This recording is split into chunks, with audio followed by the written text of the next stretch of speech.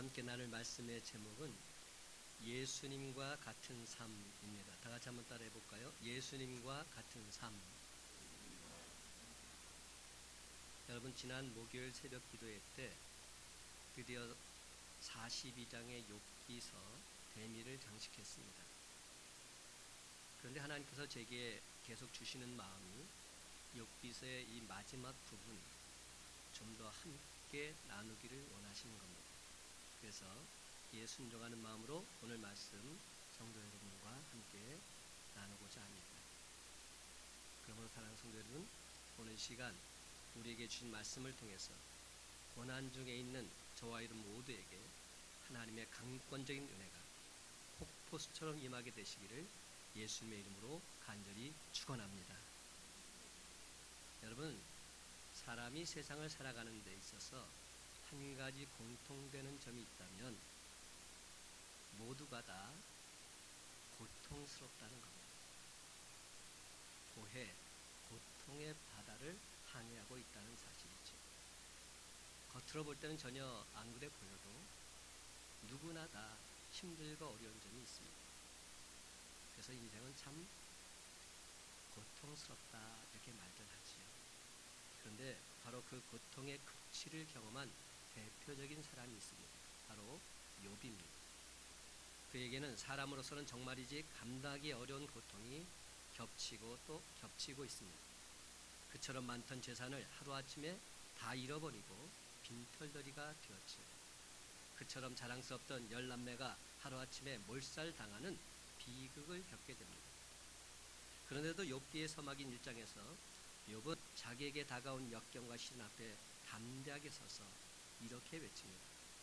주신 이도 여호와시요 거두신 이도 여호와시오니 여호와 이름이 찬송을 받으실지니이다. 진정 욥은 하나님께서 사탄에게까지 자랑하고 싶어 했던 대단한 하나님의 사람이었습니다. 그러나 욥은 욥기서는 어디까지 가죠? 42장까지 갑니다. 1장에서 끝나지 않습니다.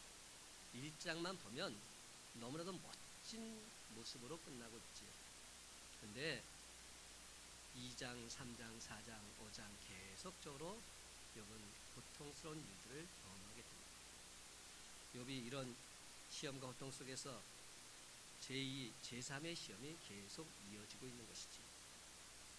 온몸에 창질이 나고 그래도 앉아있을 수가 없어서 잿더미에 앉아서 깨진 기와장으로 몸을 팍팍 긁고 있는 그런 모습 속에서 위풍당당했던 욥의 모습 전혀 찾아볼 길이 없습니다. 위로한다고 찾았던 친구들도 욥의 처참한 모습을 보고서는 하나님이 아무 죄 없는 사람을 이렇게까지 하실 수 있을까? 회의가 생기기까지 했습니다. 아무래도 욥이 무슨 죄를 범해서 죄값으로 이런 일을 당하는 것이 아닌가? 이렇게 말해서 욥이 위로받기는커녕 오히려 마음의 아픔만 더 커지고 말았습니다. 오죽했으면 사랑하는 아내마저 욥에게 이렇게 말했을까요? 어떻게 말했습니까? 당신이 그래도 자기의 온전함을 굳게 지키겠느냐? 하나님을 욕하고 죽으라! 사랑하는 아내마저도 이렇게 말했어요. 하나님을 욕하고 죽어버리라는 겁니다. 그래서 38장에 이르기까지 욥과 그의 친구들 사이에 기나긴 변론이 전개되고 있습니다. 그렇다면 여러분, 의인 욥은 이처럼 기나긴 고통의 터널을 통과한 후에 과연 무엇을 발견하게 되었을까요? 우리가 그것을 동일하게 발견했으면 좋겠습니다. 제일 첫 번째 발견한 모습은 바로 이겁니다. 한번 따라해 보실까? 주님만이 참된 위로자이십니다. 아멘. 주님만이 나의 참된 위로자이십니다. 이렇게 고백하게 되었던 것이죠. 4절과 5절 말씀 한 목소리로 있습니다. 시작. 내가 말하겠사오니 주는 들으시고 내가 주께 묻겠사오니 주여 내게 알게 하옵소서. 내가 주께 대하여 귀로 듣기만 하였사오나 이제는 눈으로 주를 배옵나이다. 아멘. 욥기 서막에 나타난 욥의 모습은 아주 자랑스럽습니다. 너무나 멋지고 당당한 하나님의 사람다운 모습입니다. 역경과 폭풍을 담대하게 맞서서 이기는 그의 모습, 우리에게 크나큰 감동과 신선한 충격을 주기까지 합니다. 근데 문제는 거기서 끝나지 않았다는 데 있습니다. 어려움이 점점 더 심해지고 친구들이 죗값으로 당하는 벌이라고 말하니까 의인 욥 또한 짜증을 내기 시작합니다. 나는 하나님 앞에서 잘못한 것이 하나도 없는데 이렇게 억울한 모습을 내가 겪고 있습니다. 하나님, 내가 뭐가 잘못됐단 말입니까? 이렇게 하나님을 향해서 하소연하면서 자기 방어의 한계선을 넘어가게 됩니다. 자기가 분명히 옳기 때문에 따라서 잘못한 것 없는 사람에게 이유 없이 고통 주신 하나님, 하나님 당신이 잘못됐습니다. 이런 논리까지 이르게 된 것이죠. 욥이 세 친구와 변론을 주고받을 때 그 토론의 핵심되는 중요한 원리는 바로 인과응보의 원리였습니다. 다 원인이 있고 그 원인에 따른 결과가 있다는 것이죠. 세 친구는 계속해서 욥에게 말합니다. 욥아, 네가 잘못한 것 없이 내게 이렇게까지 나쁜 일이 생길 수는 없어. 모든 결과에는 원인이 있는 거야. 내게 이 고통이 임한 것은 내가 분명 나쁜 일을 범했기 때문이야. 그러니까 이제라도 내게 숨겨진 잘못, 죄악들 낱낱이 하나님께 고백하고 하나님께 용서를 구해. 이것이 욥의 세 친구의 결론 내용이었습니다. 근데 오늘 우리에게 주신 42장 말씀, 마지막 장 결론의 말씀을 보게 되면 하나님께서는 욥의 세 친구가 잘못되었다 이렇게 말씀하고 있어요. 욥은 맞고 친구들 너희들이 잘못됐다는 겁니다. 7절 말씀 제가 한번 읽어볼게요. 여호와께서 욥에게 이 말씀을 하신 후에 여호와께서 대만 사람 엘리바스에게 이르시되 내가 너와 내 두 친구에게 노하나니 이는 너희가 나를 가리켜 말한 것이 내 종 욥의 말같이 옳지 못함이니라. 그렇습니다. 여러분, 하나님은 이렇게 당신의 사람 욥을 두둔하고 계십니다. 그러니까 욥의 세 친구와 욥의 변론에서 사실상 승리자는 욥인 셈이지요. 세 친구는 변론 과정에서 욥을 항복시키지도 못했고 설득하지도 못했습니다. 그러나 그렇다고 해서 세 친구와의 변론에서 욥이 모두 정당한 발언만을 한 것은 아닙니다. 이 논쟁이 벌어지는 동안에 욥 자신도 자기를 변화하는 과정에서 인과응보의 원리를 말하고 있습니다. 나는 옳다, 나는 의롭다, 나는 잘못한 것이 없다. 그러므로 나에게 이런 시험을 주신 하나님께서 잘못하셨다. 이에 이르자 하나님께서 욥에게 가혹할 정도의 책망을 하고 계십니다. 40장 1절과 2절 말씀, 여호와께서 또 욥에게 일러 말씀하시되 트집 잡는 자가 전능자와 다투겠느냐, 하나님을 탓하는 자는 대답할지냐. 그러자 마침내 욥이 이렇게 대답합니다. 40장 3절에서 5절 말씀, 욥이 여호와께 대답하여 이르되 나는 비쳐나오니 무엇이라 주께 대답하리이까. 손으로 내 입을 가릴 뿐이로소이다. 내가 한번 말하였사온즉 다시는 더 대답하지 아니하겠나이다.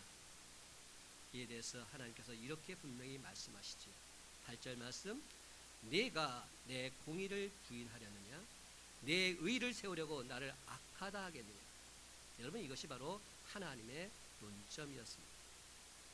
여기서 우리는 욥이나 그의 세 친구의 삶을 형성하는 가장 중심되는 핵심 원리가 무엇인지를 쉽사리 발견하게 됩니다. 한마디로 그것은 율법의 차원이었습니다. 율법의 차원.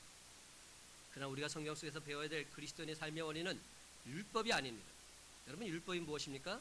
하나님의 계명입니다. 이 계명은 항상 우리에게 요구하는 것이 있습니다.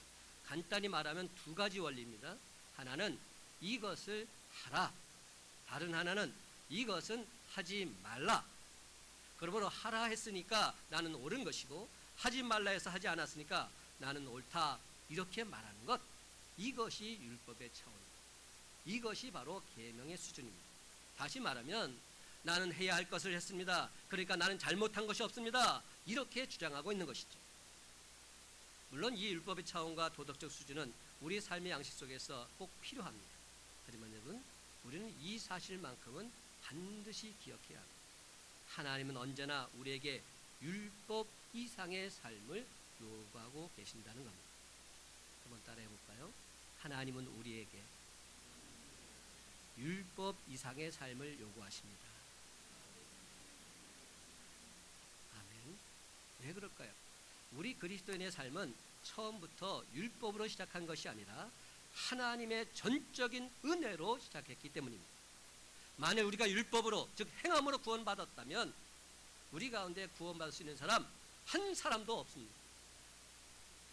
왜냐하면 우리는 모두 다 이미 율법을 파괴한 범법자들이기 때문에, 죄인들이기 때문입니다. 성경의 표현대로 하자면 우리는 이미 율법 아래서 정죄되었습니다. 율법 아래서 하나님의 진노를 받았습니다. 그러므로 율법대로 하면 우리는 다 심판받고 지옥에 가야 마땅합니다. 그러나 우리를 무조건적으로 용납하시고 용서해 주신 하나님 아버지께서 독생자 예수 그리스도를 우리에게 보내주셨습니다.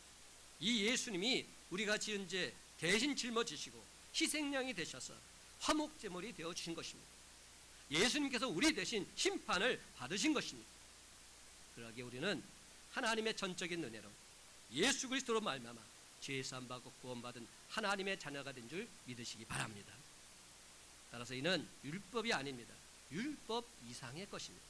아니, 이는 전적으로 하나님의 은혜인 줄 믿으시기 바랍니다. 오늘 시간 하나님께서 삶에 지친 저와 여러분에게 주신 생명의 말씀이 있습니다. 고린도후서 1장 5절 말씀. 그리스도의 고난이 우리에게 넘친 것 같이 우리가 받는 위로도 그리스도로 말미암아 넘치는도다. 아멘. 저는 이 말씀이 지난 한 주간 동안 얼마나 위로가 되는지 모릅니다. 그리스도의 고난이 우리에게 넘친 것 같이 우리가 받는 위로도 그리스도로 말미암아 넘치는도다. 사랑하는 성도 여러분, 오직 주님만이 우리의 참된 위로자가 되심을 믿으시기 바랍니다. 오직 주님만이 우리의 참된 기쁨이 되시고 오직 주님만이 우리의 참된 평안이 되십니다. 그렇습니다. 여러분, 예수를 바라볼 때, 예수를 의지할 때, 예수 안에서 온전히 거할 때 우린 진정 세상이 줄 수 없는 참된 위로와 기쁨과 평안을 맛보게 될 줄 믿고 나아가시기 바랍니다. 그럼 오늘 시간 욥의 세 친구들처럼 실패한 위로자가 되지 마시고 예수님처럼 위로와 기쁨과 평안을 전하는 참된 위로자로 거듭나게 되길 간절히 소망합니다. 그래서 근심과 걱정, 환난과 핍박 속에 있는 우리의 형제 자매들에게 세상이 줄 수 없는 우리 주님의 참된 위로를 전하며 살아가는 저와 여러분의 복된 삶이 다 되시기를 예수님의 이름으로 간절히 축원합니다. 두 번째로, 내가 스스로 거두어 드리고 티끌과 재 가운데서 회개하고 있는 욥의 모습입니다. 한번 따라해 볼까요? 내가 스스로 통해 자복합니다. 6절 말씀 함께 있습니다. 시작. 그러므로 내가 스스로 거두어 드리고 티끌과 재 가운데에서 회개하나이다. 아멘. 여러분, 어떻게 자신은 잘못한 것이 없다고 극구 주장해왔던 욥, 이 사람이 이처럼 지실된 통해자복의 기도를 하나님께 드릴 수 있었을까요? 그것은 바로 하나님을 다시금 바라보게 되었기 때문이죠. 조금 전에 우리가 함께 나누었던 말씀 중에서 하나님께서 욥은 옳고 욥의 세 친구는 옳지 못하다 이렇게 말씀하셨습니다. 그런데 또 한 사람 있지 않아요? 욥의 세 친구 말고 연소한 또 한 사람이 나옵니다. 엘리후가 나와요. 근데 왜 엘리후에 대해서는 아무 얘기도 안 하셨을까요? 왜냐하면 엘리후는 하나님에 대해서만 말했어요. 여러분, 성경을 자세히 보세요. 엘리후는 하나님은 이런 분이십니다. 하나님이 어떤 분이신 것을 엘리후는 계속적으로 말하고 또 말하고 있습니다. 자기의 생각을 말하지 않았어요. 우리가 시험에 들고 어려워지는 것은 자기의 생각으로, 그것이 마치 하나님 생각이냐, 그렇게 말할 때 우리는 시험에 빠지게 되는 것이죠. 지금 욥이 점점 더 신앙이 회복되는 과정을 보게 되면 그는 하나님께로 나아가고 있어요. 하나님 그분을 다시금 바라보게 되었다는 겁니다. 욥기 38장에 보면 하나님께서 이 세상 속에 나타난 하나님의 능력을 욥에게 말씀하고 계십니다. 욥은 하나님께 계속해서 묻습니다. 하나님, 내가 잘못한 것이 없는데 왜 내게 이런 고통과 불행을 주십니까? 욥이 하나님께 묻는 질문에 대해서 하나님은 대답하지 않으십니다. 그리고 다른 말씀을 하십니다. 38장 1절에서 4절 말씀을 자세히 보면 이렇게 기록되어 있습니다. 그때 여호와께서 폭풍우 가운데서 욥에게 말씀하여 이르시되 무지한 말로 생각을 어둡게 하는 자가 누구냐? 너는 대장부처럼 허리를 묶고 내가 내게 묻는 것을 대답할지니라. 내가 땅에 기초를 놓을 때 내가 어디에 있었느냐? 내가 깨달아 알았거든 말할지니. 폭풍 속에서 나타나신 하나님께서 욥을 향해서 제일 먼저 하신 말씀입니다. 근데 여러분, 이 말의 초점이 무엇인지 아십니까? 욥아, 네가 창조자가 아니야. 네가 아니라 나 여호와가 창조자야. 나 여호와가 이 세상 만물을 창조했고 이 세상 만물을 지금도 주관하고 있어. 바로 이 말씀을 주고자 하시는 겁니다. 그러면서 하나님은 계속 자연 속에 나타나는 하나님의 능력, 하나님의 지혜를 역사하고 계십니다. 이 우주의 신비한 조화를 보아라. 이 자연의 아름다운 조화를 보아라. 이 놀라운 창조주의 지혜와 능력을 보아라. 그런데 여러분, 참으로 이상한 것은 우리 인간은 피조물이면서도 자기가 피조물이라는 사실을 쉽게 받아들여 하지 않는다는 데 있습니다. 많은 사람들이 자기가 마치 하나님인 양 그런 착각 속에 살고 있습니다. 그렇습니다. 사람 마음속에는 하나님이 되고 싶어하는 본능이 있습니다. 바로 이 본능을 충돌하는 것은 바로 사탄 마귀의 첫 번째 도전이죠. 여러분, 사탄 마귀가 맨 처음 에덴 동산에서 하와에게 던진 미끼 무엇인지 기억나십니까? 창세기 3장 5절, 너희가 그것을 먹는 날에는 너희 눈이 밝아져 하나님과 같이 되어 선악을 알 줄 하나님이 아심이니라. 하나님과 같이 된다는 겁니다. 이것이 사탄 마귀가 던진 미끼입니다. 사랑하는 성도님은, 내가 말하는 것이 항상 정당하고 내 판단은 항상 옳다는 생각, 다시 말해서 인간의 한계성을 받아들이지 못하는 자기 우상화의 본능, 이것을 우리는 욥의 항변 속에서 발견하게 됩니다. 지나칠 정도로 자기의 옳음을 주장하고 있는 욥의 마음 한구석에서는 바로 이런 의식이 숨어 있는 거지. 내가 옳다는 것. 하나님, 내가 옳습니다. 나는 잘못한 적이 없습니다.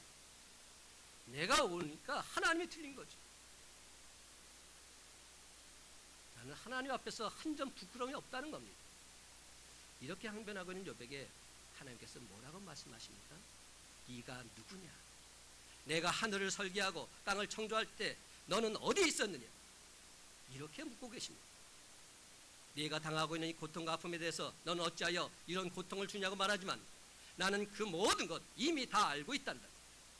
내가 바로 창조주 하나님이란다. 내가 바로 전능하신 하나님이란다. 이 사실을 너는 결단코 잊어서는 안 된다. 이 말씀을 계속해서 주고 있는 겁니다. 드디어 욥기 40장에서는 겸손해진 욥을 보게 됩니다. 이유를 알 수 없는 고난 속에서 고통받았던 욥은 그의 친구들은 물론이요 심지어는 하나님과도 다투었습니다. 그러나 40장에 들어와서는 침묵을 지키고 있습니다. 이때 하나님께서 욥에게 한 번 더 물어보십니다. 내가 이제 할 말이 있느냐? 마지막 재판할 때 하는 말과 비슷한 얘기죠. 내가 이제 할 말이 있느냐? 트집 잡는 자가 전능자와 다투겠느냐? 하나님을 탓하는 자는 대답할지니라. 그때 욥이 한 말, 이 말입니다. 나는 비천하오니 무엇이라 주께 대답하리까? 손으로 내 입을 가릴 뿐이로소이다. 자기 자신을 온전히 보게 된 겁니다. 여러분, 욥기 42장 1절에서 6절 말씀은 의인 욥이 지난날의 잘못을 깨닫고 전심으로 하나님께 통해 자복하는 장면입니다. 제가 5절과 6절 말씀만 읽어보겠습니다. 내가 주께 대하여 귀로 듣기만 하였사오나 이제는 눈으로 주를 배움나이다. 그러므로 내가 스스로 거두어드리고 티끌과 제 가운데서 되게 하나이다. 아멘. 사랑하는 성도 여러분, 이 말씀 42장 5절과 6절 말씀, 이 말씀은 욥기서에 있어서 가장 핵심적인 말입니다. 가장 중요한 말입니다. 욥은 드디어 하나님의 뜻을 깨닫고 있습니다. 이 깨달음의 절정에서 욥은 이렇게 고백하고 있는 겁니다. 주님, 제가 지금까지는 하나님에 대해서 귀로만 들었습니다. 그런데 이제는 눈으로 주님을 봅니다.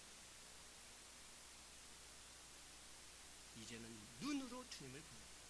여러분 도대체 이 무슨 말이에요? 전에는 하나님에 대해서 단지 귀로만 들었었는데 이제는 삶의 현장 속에서 하나님의 행하심을 똑똑히 목도하고 있습니다. 말씀이 드디어 삶이 되고 있음을 고백하고 있는 겁니다. 날마다의 삶 속에서 하나님의 행하심을 목도하며 있습니다. 이렇게 고백하고 있는 것이죠. 그렇습니다. 여러분, 왜 하나님께서 자기의 고난을 주셨는지 이 질문에 대한 분명한 해답을 얻지는 못했습니다.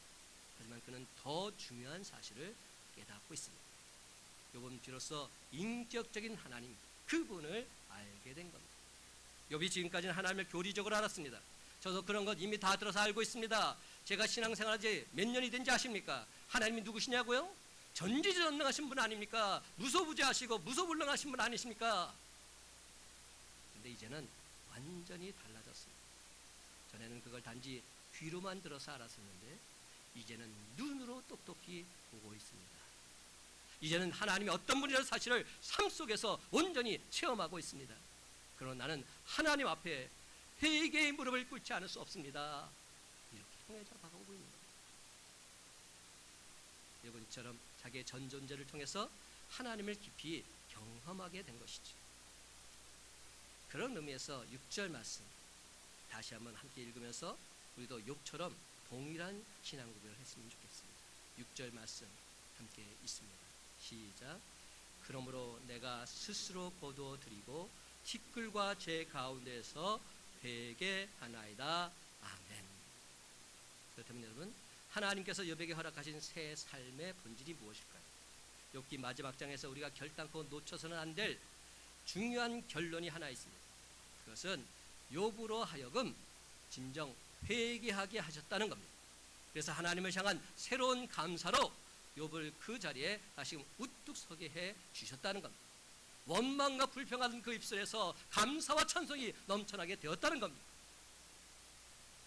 사랑하는 성도 여러분, 이루 말로 다 할 수 없는 고난 중에 지금까지 내 삶을 강권적으로 인도하신 하나님의 은혜와 사랑 온전히 체험하면서 철두철미하게 통해 자복함으로 하나님께 영광과 찬송 돌리며 살아가는 저와 여러분의 삶이 다 되시기를 예수님의 이름으로 간절히 축원합니다. 세 번째로 하나님께서 그런 욥에게 갑절의 복을 주고 계세요. 한번 따라해 봅니다.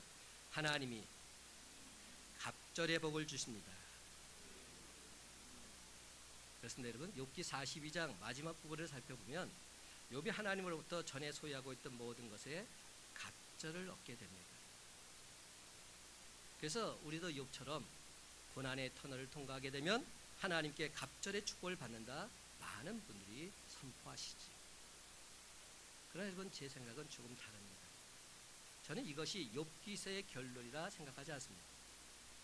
여러분, 그 마지막 부분을 자세히 보면 어떤 생각이 드느냐 하면 갑절의 복을 주시는데 자녀들은 똑같아요. 성경을 보면서 이런 것을 잠깐 보게 돼요. 다른 것들은 다 배를 주셨어요. 근데 자식은 똑같이 7셋 주셨어요. 똑같이. 왜 그랬을까요? 여러분, 이런 생각 안 해보셨어요? 왜 다른 건 다 갑절 주시면서 왜 자녀들은 똑같이 주셨을까? 여러분, 제가 성경 공부 시간에 자세히 말할 수 있지만 지금 여러분에게 말씀드리고 싶은 것은 무엇이냐? 욥은 사랑하는 자녀들 잃고 나서 얼마나 마음이 아팠을까요? 여러분의 자녀들 중에서 누구 하나가 잘못되고 힘들고 어려운 상황에 있다면 여러분 그 마음이 어떠시겠어요? 찢어지지 않으시겠어요? 여러분, 자녀를 다시금 주셨다고 하는 거, 이것이 과연 축복입니까? 죽이지 말아요. 저는 그런 생각이 들어요. 하나님, 이게 뭡니까? 내 살아가는 자녀들 다 죽여놓고서 다시 주신다? 이게 뭡니까? 이게 오히려 축복입니까? 아픔일 수 있는 것이죠. 그러면 이것을 축복의 개념으로 이렇게 넣어서는 안 된다는 거예요. 많은 사람들이 이 욥기서를 보면서 고난 뒤에 하나님께서 복 주신다 이렇게 말하니까 문제가 되는 겁니다. 지금 주님께서 말씀하시는 핵심 포인트는 복 주신다는 것이 아니지. 복은 덤으로 주시는 것. 지난 주 중에 우리 집에 어떤 일이 있었는지 아세요? 저희 집에 고양이를 한 마리 기르고 있어요. 고양이 이름이 뭐냐면 우유예요. 하얗게 생겨가지고 우유라고 졌는데, 근데 그 고양이가 우리 집에 들어온 이후로 얼마나 우리 집이 행복한지 몰라요. 그 고양이 한 마리 때문에. 여러분들도 한번 고양이나 강아지나 한번 길러보세요. 이거 삶 자체가 달라지더라고요. 근데 지난 주 중에 그 고양이를 잃어버렸어요. 밤중에 잠깐 이제 바람 쐬라고 이렇게 내놨는데, 문을 다 단돌이 한다고 닫아놨는데 누가 문을 열어놓은 거죠. 복도 문을. 나중에 보니까 문이 열려 있는 겁니다. 아무리 불러도 없어요. 그래가지고 저랑 우리 집사람이랑 얼마나 찾아 헤맨지. 우유야, 우유야, 우유야. 목사가 그냥 지금 우유야 그러면서 밖에까지 나가서 얼마나 우유를 찾아 헤맨지 몰라요. 우리 사모는 말할 것도 없고 제정신이 아니었어요. 우유가 사라지니까 모두 다 지금 정신이 없어가지고 찾아다니는 거예요. 근데 얘가 좀 걱정이에요. 나중에 보니까 지하에 몰래 숨어 있었더라고요. 내려가. 발견하고 나서 얼마나 기쁘다. 동물 한 마리가 이 정도예요. 근데 만약 그 동물이 사라지고 고양이 우리가 없어졌으니까 다른 고양이 하나 들이자. 그래서 그 고양이를 기른다고 해서 그 옛날 함께 하던 고양이 그런 기쁜 감격이 있을까요? 아니에요. 여러분, 그런 것으로 이것을 잣대를 내려서는 안 된다는 거죠. 지금 하나님께서 욥기에서 말씀하시는 핵심은 무엇인가? 축복의 문제를 말씀하고자 하시는 것이 아닙니다. 욥기서를 단지 축복의 차원에서 살펴보는 것은 바른 이해를 할 수 없습니다. 마침내 욥이 무엇을 하고 있습니까? 10절 말씀 우리 다 같이 함께 한 목소리 읽길 원합니다. 시작. 욥이 그의 친구들을 위하여 기도할 때 여호와께서 욥의 궁경을 돌이키시고 여호와께서 욥에게 이전 모든 소유보다 갑절이나 주신지라. 아멘. 여러분, 갑절의 축복 이전에 있었던 일, 그 일이 중요합니다. 우리가 성경을 읽을 때 뒤에 부분만 생각해요. 하나님께서 갑절의 축복을 주셨습니다. 이것만 생각해요. 근데 그 전에 욥이 어떻게 행동했는지를 봐야 돼요. 욥이 그의 친구들을 위하여 기도할 때, 이게 핵심입니다. 그의 친구들을 위해서 기도할 때 하나님께서 욥의 군경을 돌이켜 주시고 하나님께서 욥에게 이전 모든 소유보다 갑절의 축복을 허락해 주셨다는 겁니다. 여러분, 갑절의 축복 이전에 있었던 더 중요한 일, 욥은 자기를 위로하기보다는 괴롭혔던 친구들 원망하지 않았습니다. 오히려 그들을 위해서 기도하고 복을 빌어주고 있는 겁니다. 내 가슴에 칼을 들이댄 그들을 위해서 간절히 중보기도 하고 있는 겁니다. 그렇습니다, 여러분. 이는 누가 옳고 누가 그르다는 그런 차원을 뛰어넘어선 겁니다. 마침내 욥은 이처럼 어려운 시험을 통해서 높은 믿음의 수준에 도달하게 된 것이죠. 엄격히 말하자면 욥은 이 시험에 합격한 사람은 아닙니다. 그는 실패자입니다. 그러나 이 실패를 통해서 욥의 인격은 놀랍게 성장하고 있습니다. 그렇다면 그것이 과연 무엇입니까? 내가 잘못하지 않았음에도 내 인생에 고난이 있을 수 있는데 이 고난을 통해서 하나님을 향해서 원망하기보다는 하나님의 뜻을 발견하고 내 가슴에 칼을 던진 저들을 위해서 축복하면서 기도하는 삶을 살겠노라, 이렇게 고백하고 있는 것이죠. 그런데 여러분, 이 세상에서 누가 과연 이런 삶을 사셨습니까? 예수님께서 이렇게 사셨지. 우리 주님이 잘못이 있어서 십자가에 모진 고난을 당하신 것이 아니지 않습니까? 만약 예수님의 삶의 차원을 인과 응보의 원리 가지고 보려는 사람이 있다면 그 사람은 영원토록 예수님의 삶의 비밀을 깨달아 알 수 없을 겁니다. 예수님이 당하신 고난은 그분의 잘못도 그분의 죄도 아니기 때문에. 사랑하는 성도 여러분, 예수님이 고난 당하시면서 자신을 변호하셨습니까? 억울하게 법정에서 매를 맞으시고 죄인 취급당하시고 조롱과 비웃음을 당하시면서 골고다 언덕에 걸어가 올라가실 때 한 번이라도 자기를 변호하신 일이 있으십니까? 예수님은 자기를 변호하시는 것보다 더 높은 차원의 일을 행하셨습니다. 어떻게 하면 하나님의 뜻에 순종할 수 있을까? 어떻게 하면 하나님께 범사에 감사드리고 나를 십자가에 못 박는 저 사람들을 위해서 간절히 기도할 수 있을까? 예수님은 시시비비를 뛰어넘어서 이 놀라운 삶을 우리들에게 몸소 친히 보여주신 것입니다. 그러면 여러분, 오늘 시간 욥기서에서 우리 죄를 대속하시기 위해서 십자가를 대신 주신 예수 그리스도, 그분을 온전히 바라보시기 바랍니다. 여러분, 아직까지도 나는 잘못이 없다고 나 자신을 변호하고 있으십니까? 예수님 그분을 생각하시기 바랍니다. 예수님은 억울하게 고난받으시면서도 자기를 십자가에 못 박는 사람들 위해서 차라리 기도하셨습니다. 누가복음 23장 34절, 하나님 저들을 사하여 주옵소서. 자기들이 하는 것을 알지 못합니다. 하나님 저들을 용서해 주옵소서. 불쌍히 여기사 구원해 주옵소서. 그렇습니다. 여러분, 예수님과 같은 삶, 이 삶의 차원으로 지금 욥을 끌어올려서 그의 인격을 승화시키는 하나님 아버지의 놀라우신 섭리하심이 있었던 것이지. 참된 당신의 자녀 삼으시려고 하나님께서는 욥에게 그래서 고난을 허락해 주신 겁니다. 그렇습니다. 예수님과 같은 삶, 이것이 바로 욥기서의 결론입니다. 그럼 사랑하는 성도 여러분, 이제부터는 우리에게 억울한 고난이 닥치거든 그 고난의 의미를 따져 묻지 마시고 이렇게 다짐하고 결단한 기도를 드렸으면 좋겠습니다. 나보다 나를 더 잘 아시는 하나님, 나보다 더 지혜로우신 하나님께서 알아서 내게 고통을 주셨겠지. 이 고통의 배후에는 하나님이 계시고 하나님을 사랑한 자 곧 그의 뜻대로 부르심을 입은 자들에게는 모든 것이 합력과의 선을 이루어 주신다 하셨는데, 하나님께서 정말로 나를 사랑하시니까 반드시 나를 푸른 풀밭과 쉴만한 물가로 인도해 주시겠지. 하나님, 나는 하나님을 전적으로 믿고 신뢰합니다. 그러나 하나님 아버지, 이제 나는 항상 기뻐하며 살겠습니다. 나를 힘들게 했던 저들을 위해서 기도하며 살겠습니다. 무슨 일을 만나든지 범사에 감사드리며 살겠습니다. 이제 말씀을 했습니다.